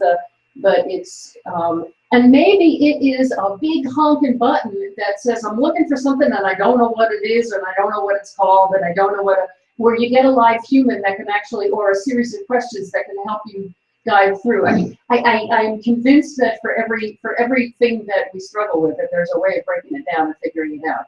But it could be as simple as I can't even form the question yet. Okay, press here.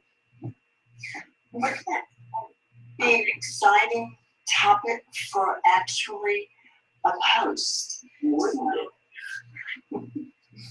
You know, and have different voices participating and invite other people too. So if you had, I mean,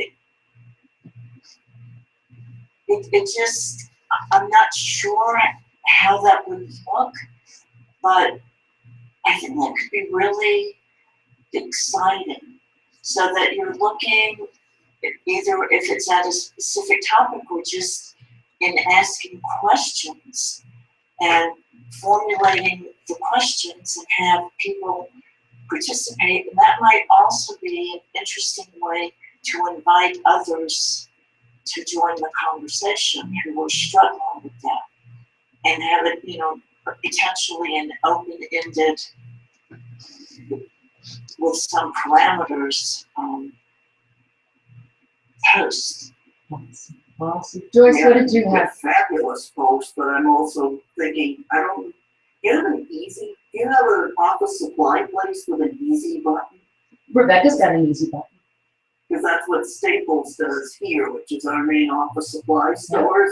You go to their website and you're not sure what you're doing, you press this easy button. And it says, oh, here's things you've ordered before. And But I think there's really something there, and I'll make that my reflection, because I'm sorry I have to go to a meeting, is what could be possible if someone does show up and, like, I'm not really sure why I'm here, or I have a half-baked idea, or I got some stuff, and they could hit that button, and there are people who are then going to start modeling catalytic thinking and listening from the moment they interact with that person, and whatever that person's comfortable with. So that's not saying, hey, let's get together live, unless that person's comfortable with that. But tell me more. What is it that brought you here? What is it and then it's all about the option. Well, we have lots of different ways we could support you. And then it's like, it could be having a conversation with other folks who are playing in that space. It could be a one-on-one connecting that individual with someone else in the community. It could be curating some articles for that person to read about. I love the easy button because it does not have to be hard. Thank you for being here. I need to leave, but thank you all. Wonderful meeting. thank you, Rebecca. Have an amazing rest of the day. So, this is, everyone has sort of taken this thread and pulled it in the direction that I wanted to jump on anyway, so this is brilliant. The thing that came to mind to me, you remember those Choose Your Own Adventure books, where you read a little bit and then you come to this page and, you know, if you want to do this, turn to page 64. If you want to do this, turn to page 80. And what I'm thinking about is kind of what Luke was saying, like, if you arrive at this page, what if the prompts are more about feelings? So if you're feeling curious to learn more about XYZ, you know, go to this link. If you're feeling frustrated because of, you know, something in your work, go in this direction. And I haven't fleshed this out, but I feel like there might be something there that could, the mechanism itself could begin to model through the question asking and the prompts. Or it would help that person sort of guide where it is that they feel like what resources they need to start tapping into. And then maybe the second layer of that, kind of what you're getting to, Deborah B, is once they get past this initial level and they figure out for themselves, okay, you know, I'm happy just sort of looking at these resources, or now I've gotten to this point, I feel like I want to get to the next level, maybe having a guide, having that Sherpa, whatever. Maybe having something like office hours where, you know, each week there is an online chat, or, you know, a couple times a week to accommodate different time zones. And then that person could be there to help go to that next layer of searching and exploring, and that person could be providing the guidance that the, you know, the website prompts wouldn't be able to engage in that deeper way. And I love decision trees. You know, so you know, are you you can't figure out what you're looking for, but you know you're looking for something. Is it this or that? If it's this, go here. Is okay now. Is it this or that? I love those. And again, that's something I do love. Deborah Beck, your observation of, is this, for lack of a better word, active or passive? Does somebody have to actively participate with somebody? Do I need to interact with a human? Because sometimes I just don't want to. Or is this something that can lead me down a thought path on my own? I also think that the experience that Andrea and several others have had of serendipity, you know, they come to the site and they don't even know what they're looking for, if they're looking for anything. There's, you know, an intriguing quote, an I feel lucky button, you know, as opposed to the easy button. The take me to something that's interesting, or so that there is a sense of I don't know if wonder is the right word, but a sense of discovery here, you know, because so much of what we've talked about is you're coming in with a certain state of mind.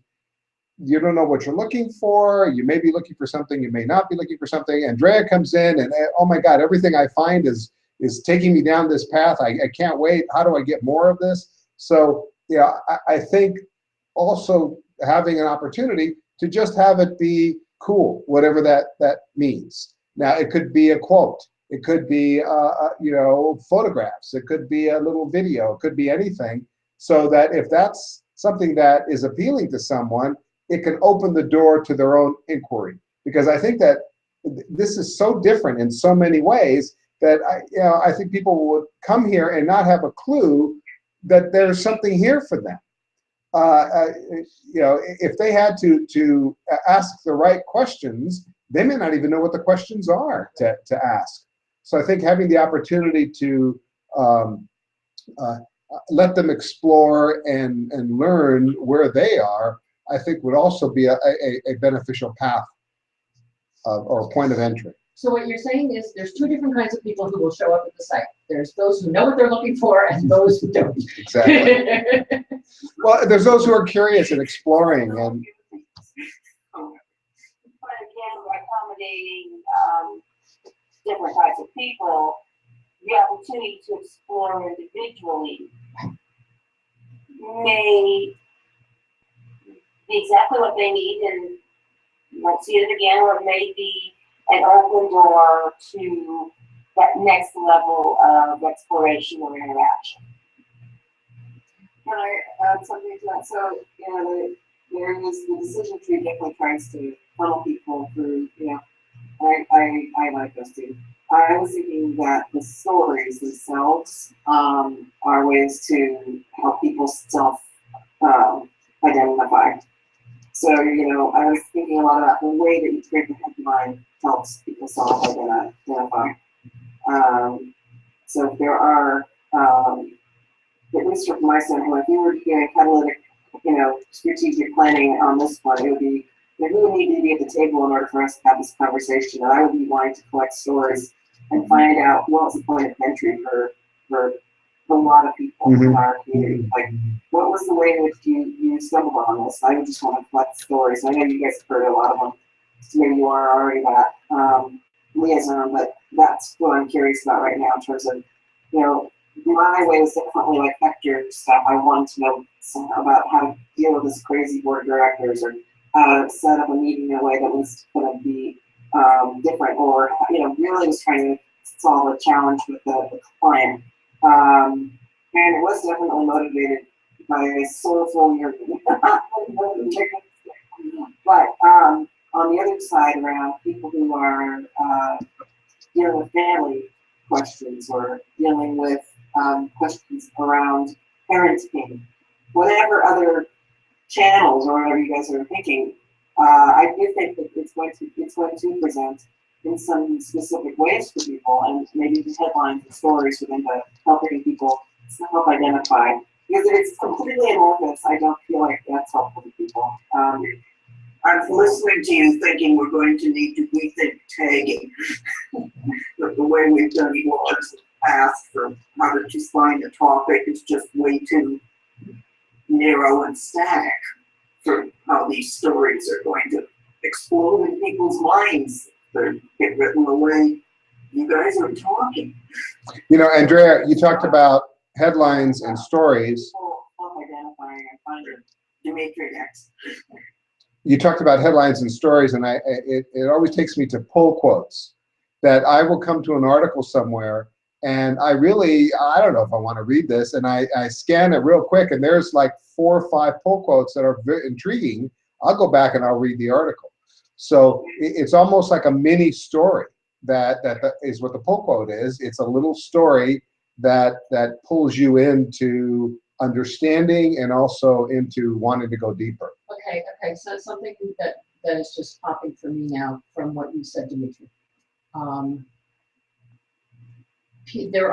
People are looking, again, for a spectrum of things. There's people who are looking for discrete how-to information.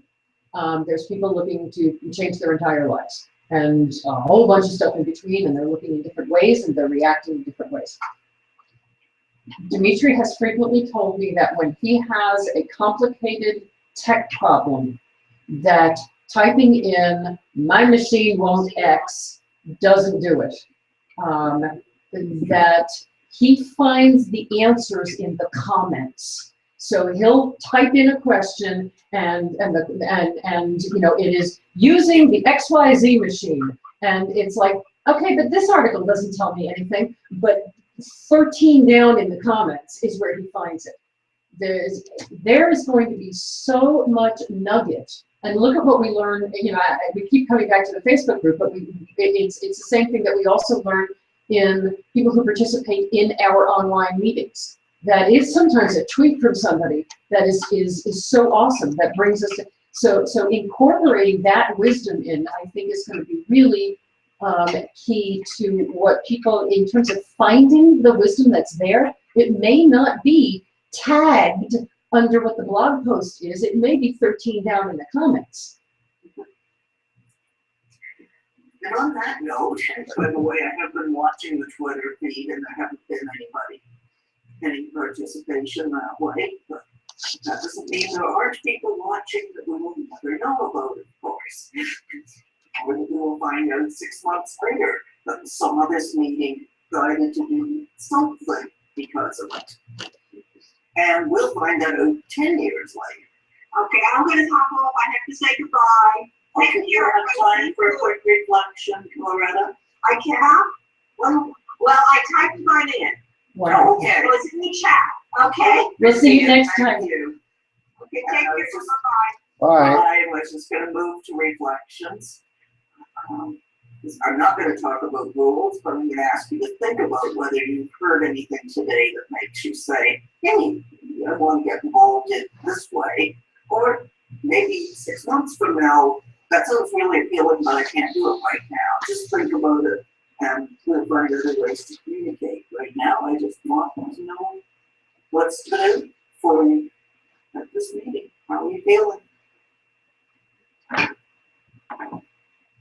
Well, this is different, and I will say that I think there's some continued thought work and discussion to be done on who ultimately will be beneficiaries, the participants, the stakeholders of what we create.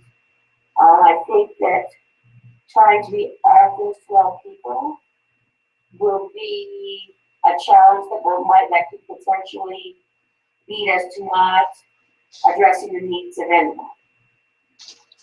So I think that I'm still needing to understand, I guess. And it kind of sounds like we still want to encompass everything for everyone, and if we try to accomplish that within one setting, we might be challenged to address the needs of everyone. So I think that part of that can be what is not currently addressed in our current venue. Could be that we move them from a kind of curiosity, individual inquiry, just exploring, I'm just here for a resource, into, if they get to the point, moving them into the true believers in the Facebook group, for example. As opposed to me, and again, maybe I'm just, I'm coming in cold, but to me, I think that is a missing piece of the puzzle. It's like we have a space for the people, the true believers, and we have a space for people who really want to just jump in and swim in that deep end, but we have a need for, whether it's within the existing website or whether it's what we're talking about here, that legitimate critical participation process that carries people to that point, or helps them get to what they need, what may be short of that. I'm not surprised that you're saying that we're trying to be all things to all people, because I think part of the meeting today has dealt with things that are maybe outside the stories idea we started with, and we like to be blowing up the entire website stuff. And we'll figure it out as we go along, which is which, I guess. And this is part of the popular challenge in that, the big, sometimes we need these interim steps to the big picture that we also gravitate towards. Other reflections? I have a million reflections. Oh, sorry. No, go ahead, Andrea. Okay, last standalone what Deborah said, David B said, I'm doing, I don't know if you guys know Robert Middleton, but I am definitely in the marketing mode right now, Robert Middleton. So I'm working on a lot of language for my website and thinking about, people I want to work with and follow up with people. So I'm thinking about that. And he uses a baseball analogy of going around the bases, all that kind of stuff, which is interesting. But the point of your comment, Deborah, was which resonated with me was really, each time I have a conversation in a blog, I really try to think who exactly I'm talking to, exactly who I'm talking to right now, and what is that person going through. So maybe that and I had this through the whole conversation today, that maybe it is iterative. That there are some things that we sort of like I love what you said about we have stuff for people who want to jump in the deep end and swim, and then we have the true believers, but we don't necessarily have those on-rampy kinds of things. And I really think that's what I've been taking away from today, is thinking about that. So what would it take for us to create those kinds of, in everything, it's kind of the continual persistent stuff. It's like using language, incorporating on-ramps and everything, so that those people can feel that, and also people who are the true believers can just get a big hit of, maybe that was so awesome, I'd love that, So wanting to serve the immerse those true believers, that really giving on-ramps, that's what I'm taking away, is that your contributions to the conversation, and so all the stuff about the access, really. Thank you, Andrea. Joyce, do you have some reflections for us? You're muted. I think a lot of what I'm feeling is actually just needing to sort of sit and process what's been shared. There are a lot of things that have been brought up that I just would not have anticipated coming into this discussion this morning. Deborah, I'm really appreciating, Deborah, what you brought up about, thinking about the perspective of introverts. And I mean, I identify myself as an introvert, but I think I haven't really thought about what that means in terms of how someone who's introverted comes to a website, or because in my mind I'm thinking it's just your relationship, your interaction with the screen. So that's sort of as introverted as you can get. But because we're trying to rethink what this communication platform could be, that there are all these other considerations about, that there are ways to be extroverted interacting with, something online, and there are ways to be introverted interacting with something online. And what that looks like, what that means for us in terms of how to consider an audience, means for, it's making me think what expectations I have when I go to visit a site as a resource versus going to that site to look for social connection versus, any other reason. So I'm just sort of turning a lot of that around. Thank you. Resource versus social connection, that's a decision tree.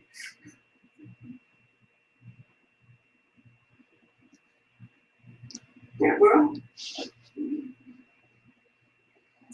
I'm sort of in the same place as Joyce, trying to take in all the variations of the conversation today.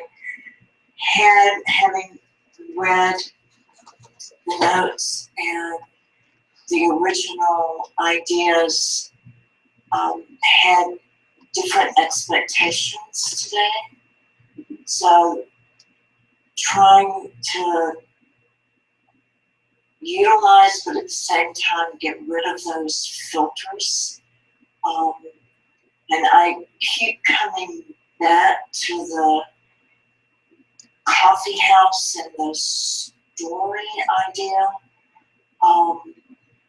as a way to actually bring people, or the potential of people coming into the conversation, so that they can participate if they want and feel comfortable to, or sit in the coffee house, sipping a cup of coffee and listening until they're comfortable or not participating.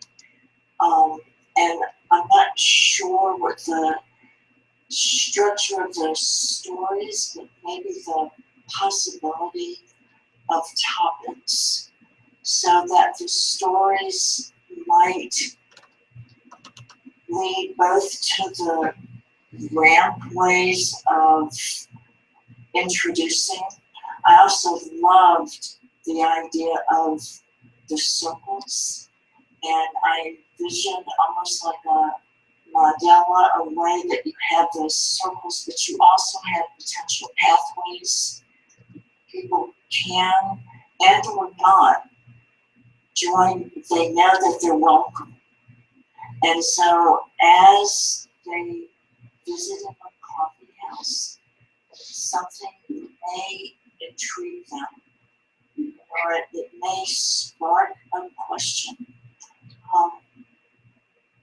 That's what I need to think about. But this was such an enormous, engaging conversation. That's going to take me a while to think about it all. It's recorded. You might listen to it again because I think I'm going to. I'm probably going to have to.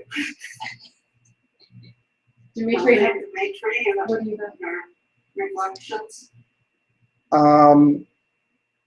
Obviously, a lot of what has been already reflected upon, not obviously, but you know, I share a lot of that. Maybe one more thing that I was reflecting is that we are not any one thing all the time. So on a particular day, I may feel introverted. I want to be anonymous. I don't want to interact with anybody. And on another day, I may feel gregarious and really extroverted. And so the idea that we are creating an environment or a community that is accommodating allows me to be what I am whenever I am. So that's sort of, I'm reflecting that you know, we touched upon you know, can we be everything to everyone? And the other side of that is, are we a one size fits all to folks? So we're really, you know, what I'm reflecting on is that ability to morph and be what it needs to be for me when I am there. And that is, I'm not sure how that is accomplished, but I see that as being really, really powerful for creating that feeling of welcome when I'm there. So that's my reflection. Thank you. There's a couple things that are standing out for me. One is the language around being everything to everyone versus language around this is a place for people seeking answers to the specific kinds of things that they encounter in their day-to-day lives, and that is a universal theme that happens regardless of where you are. So you can aim at small business owners, but the same issue happens to parents. The same issue happens to, so I think that there is sometimes a sense that when we say we are aiming at people who are seeking to find different approaches to the things in their lives that aren't working and ways to bring out the best in other people, that is a specific group of people. It may not in standard marketing language feel like a specific group of people, but it's a very specific group of people. So I'm always attuned to what are we really seeking? What are we really saying? Versus being everything to everyone, which it feels different. Feels different. So I wanted to share that. The other thing that is standing out for me is while no, today we did not talk about what kinds of stories, and we didn't talk about stories. What we talked about, in my mind, is equally, if not more important, which is the environment that we need to create, the conditions that need to be in place for people to find and connect to those stories in ways that encourage them to integrate catalytic thinking into their lives. And I'm pulling that out of your notes, Jane, about the high potential of the stories, that people are encouraged to integrate catalytic thinking into their daily lives.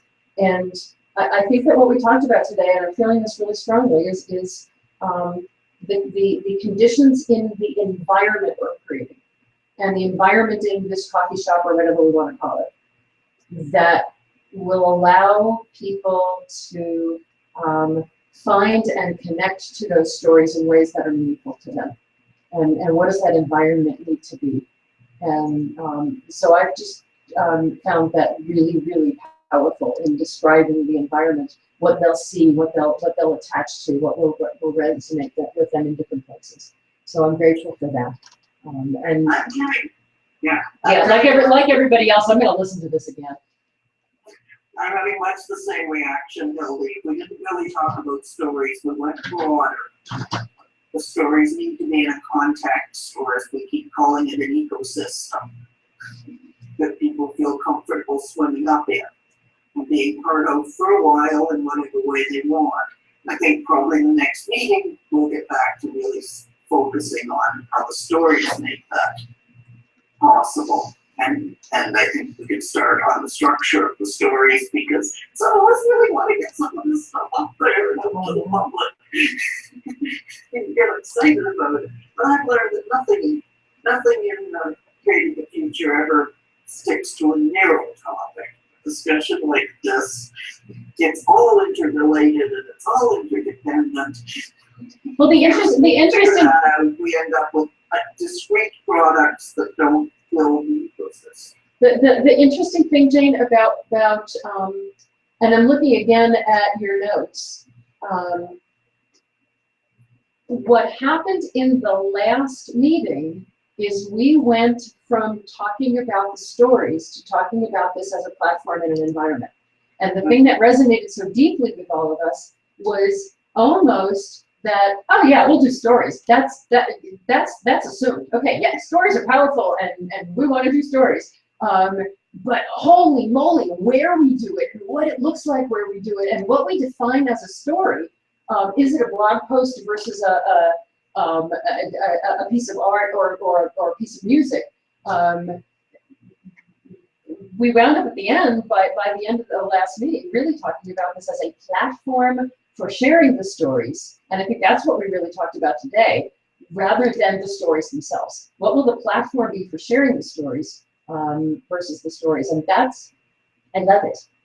Yes, we'll see if I can make sense of that. The other reflection I had is incredibly visual this is. I end up with so many images in my mind of Mandelas and lizard brains and photo guides. You go to do a blog and you want to add images. It's so rich. You know, even though we're talking, we've got faces on the street. We talk in this community in terms of imagery that's powerful. And I think that's what helps me remember what we've talked about, is that it's not just words, that we're using both halves of our brain. Sometimes it's a strain because mine forget to talk to each other. But Jane, thank you for facilitating this so beautifully, for moving us along. thank you, because you were doing part of that too, but thank you to everybody who came up with the marvelous ideas again that is always blowing my mind. Participate in these. And how soon would you like to meet again? I'm going to need to step out of the meeting whenever you guys decide, or if you decide to decide on the Facebook group or online. I'm good with that, and I'll be there. And thank you guys.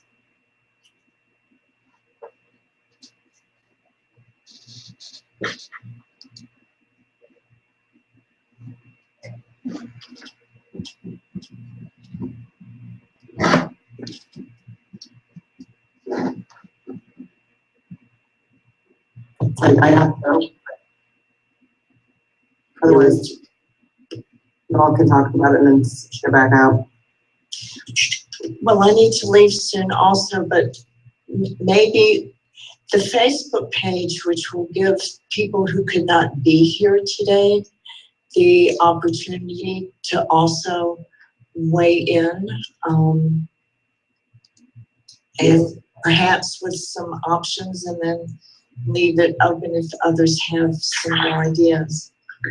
There were people who really wanted to be here and simply couldn't make it today. So yes, we definitely want the group to expand, and we'll see who's at each meeting, but don't want to exclude anybody. I think we should let people go. And thank you again for all your wonderful words of wisdom. And thank you, Dimitri, for all of your recording expertise as well. So the role you'd like to get out of, but we depend on you. Well, Bye. I appreciate it. Thank you. Bye-bye.